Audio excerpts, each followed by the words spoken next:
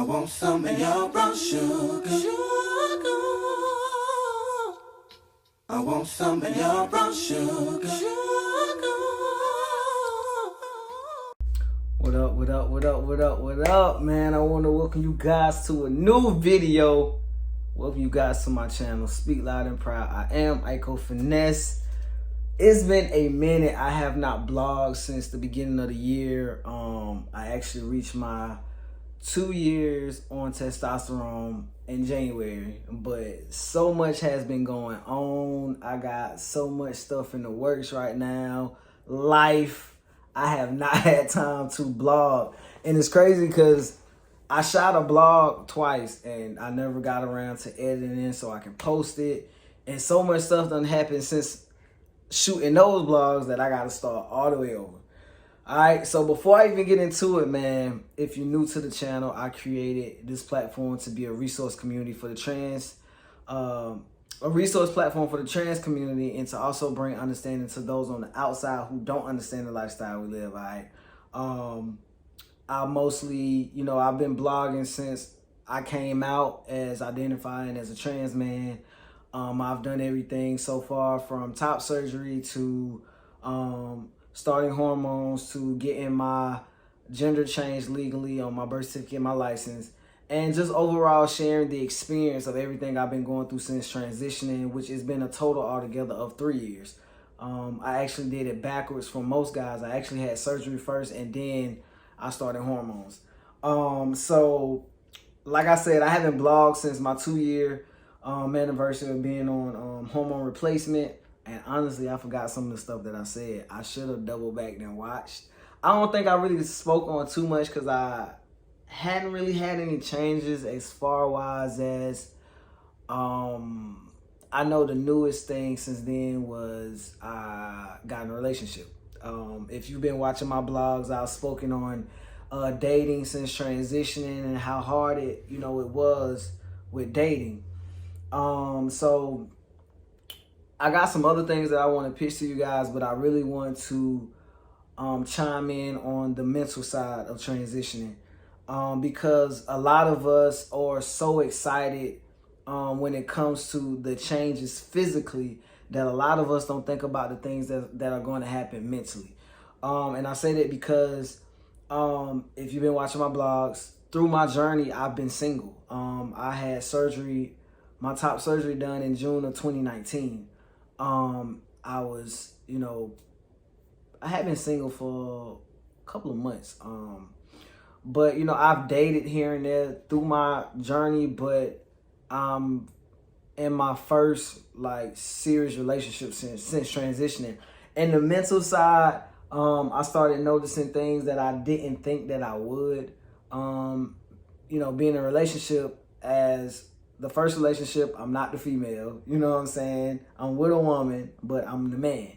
And it's different. It's different from being female versus being male, mental-wise, the emotions. One of the things that I noticed is I felt like I had to be the provider. I gotta make sure we don't want for nothing. I gotta make sure that, what she don't have or what she lacking, I'm the man in this relationship. I gotta make sure I got it. You know what I'm saying? That's the mental play of it. And what I like about my relationship, with my woman, is that we communicate. You know what I'm saying? I told her what I was feeling. It just feels like I just gotta be the provider, And off jump, I'm grateful for her because she's one of them women that she not gonna depend on her partner. She gonna get out here, she gonna grind, she gonna do what she need to do to make sure she's straight, which is a great thing because I'm used to the opposite. But she definitely reassured me that, babe, it doesn't have to be that way. We a team, you know what I'm saying? So she's very understanding to my transitioning. I'm the first and only male she's been with ever. You know what I'm saying? So it's something new for her, but it's nothing difficult or hard, because she looks at my heart and not my appearance. So that's one of the things. The second feeling that I started feeling is, I mean, for you guys that know me, I do have a 9-year-old son that I've been raising since he was 4 months old. He's 9 now. And we haven't really got into depth of my transition, and he knows that at one point I was female. But at the time, he was a little too young to really talk about it, which is that's something that we're about to actually sit down and have a conversation, because I think his mind is starting to wonder and try to figure out, you know, a transgender person. But that's a different subject. But my son, which I vlogged on this as well because I had a lot of people asking me about him. He does not call me his dad.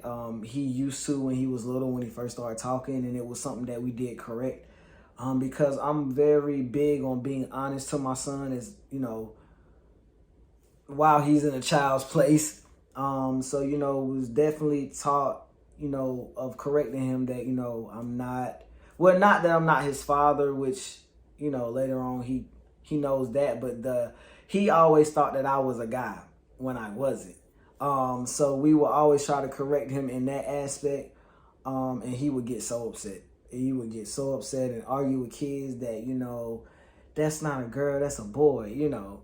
But anyway, he calls me by my name, which, you know, I'm fine with that. You know, he knows that, you know, he's a son to me. You know, he knows who his biological father is, which that is fine. But emotionally, it's like I want to experience, I want to feel the emotion of my child seeing me as a father. And I do want another kid. That's something that I've always, you know, I was down to have, you know, however one came in my life, because I'm not having nothing. Ain't nothing coming out of this body. But I want to experience it from the beginning of being a father, you know, and just that whole, I want to feel it, you know. So that's something that, another emotion that I didn't think that I would, you know, aside from, yeah, I want another kid, but it's like, I want to feel like daddy, like I want daddy, you know, I want to feel that. So that's another emotion that kind of just came, that I started feeling, being in a relationship. And another thing that I've been feeling lately, it's crazy because even my girl, she was like, it's crazy how, you know, I've watched all your blogs and you said that you wouldn't do this or you wouldn't do that, and then you ended up, you know, changing your mind to it, because at first I was indecisive about being on hormones. I was indecisive. That's why I ended up having surgery first, which I'm grateful, because my insurance, you didn't have to be on hormones to get top surgery. You just had to sit down and talk to a psychiatrist.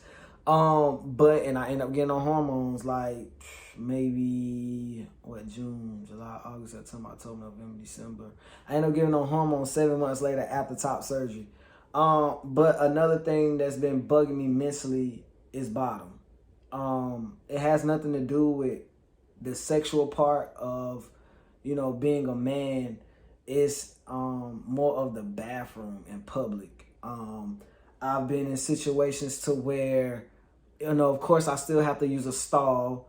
And it's the mental side of other men being in the bathroom and they hear you peeing sitting down.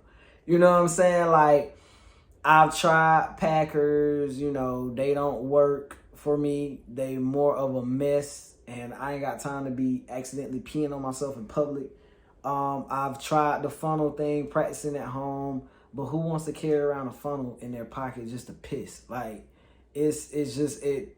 And even when I wear my Packer, or I tried to wear it in public, it looks like a big freaking baseball sitting in your pants. So that's more of people staring at you like, you know what I'm saying? Like, it's too much. Like, it's too much. It's that, you know, it's times I've had to hold my pee for a long periods of time because a stall wasn't available or somebody was in the bathroom. Like, it's just, it's frustrating. So I am I'm still doing my research. And like I tell you guys that are transitioning when it comes to these surgeries, please, please, please do your research. You know, because these surgeries are serious, they're major, and you want the correct person with the right experience and the right mental to do these surgeries. So it's still in research. I'm still looking around. I did find out, which I was pretty sure of it anyway, that you have to have a full hysterectomy before you do bottom surgery. So that's something that I'm actually looking to have next year, hopefully. And I'll probably wait. It'll probably be towards, if I can find a good surgeon, it'll probably be like the end of the year before I actually go through with having bottom done. And so far, the research I've been looking at right now, I'm gonna have to go to Texas or California. But like I said, it's still in research. I'm still, reading up on everything. I need to make sure that I'm good mentally and physically. And I ain't even gonna lie, y'all, like I'm scared. Like I'm nervous as hell. Just thinking about it, I get nervous just because like, you want everything to function like it's supposed to. You want to like not have no complications. And the pain side of it, I think about is like, I hate pain. I had people ask me, top surgery wasn't bad. Like the only pain that I didn't like was the drains. Like they was aggravating. And not being able to lay on your side and your stomach and having to sleep on your back. So that pain was bearable, but we talking about nerves and all that stuff. So yeah, it's the mental side, man. It's like the more you get into your journey as the years add on, like you just start feeling different things, you know what I'm saying? So if you looking to transition or you just started, like the emotions of it, your mind will wonder and think, and running out of words. But so far that's what's been going on the mental side of transitioning. Like I said, it's been 2 years and since I've been on hormones. I make 3 in this January coming up. So yeah, that's what I want to share on that aspect. And like I said in the beginning, like I've had so much stuff going on. I'm planning a lot of stuff. One of the big things that's been going on with me is my Trans Man threads, which I started last year, towards the end of the year. And it was just something that came over me to do. I've seen threads from other people. I've been added in some that I didn't know about. I just happened, somebody might tag my name or, send me a screenshot. But a lot of the threads is like of guys that, got the look. And y'all know what I mean when I say the look, the surgery, the facial hair, the whole nine, And I was like, well, I'm going to do a thread and just let people send their pics to me. I'm not going to go look for no pictures. You know what I'm saying? I'm not going to do none of that. So it just really started out, I'll just make a status. One day I just made a status and was like, yo, I want to do a Trans Man thread. Like, who want in? Like, DM me a pic. And that's just really how it took off. And I had like a couple threads that actually went viral. For me, viral is over 1,000 likes. And yeah, I had a couple go viral. I had one trans guy try to come at me sideways. Forgot his name. He's been in some of my threads.